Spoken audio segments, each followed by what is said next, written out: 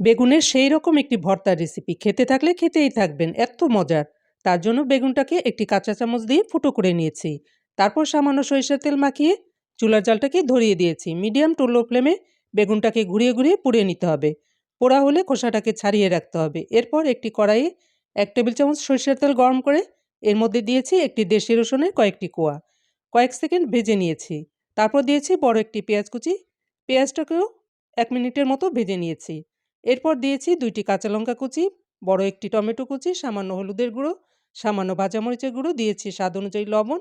তারপর নেড়েচেড়ে চুলার জালটাকে লো ফ্লেমে করে ঢেকে দিয়ে অপেক্ষা করব টমেটোটা সিদ্ধ হওয়া পর্যন্ত। কিছু সময় নেড়েচেড়ে এর মধ্যে দিয়েছি সিদ্ধ করা বেগুন।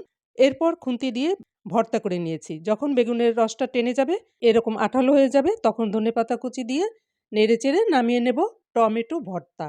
মজা করে খান এবং এনজয় করুন। Good bye.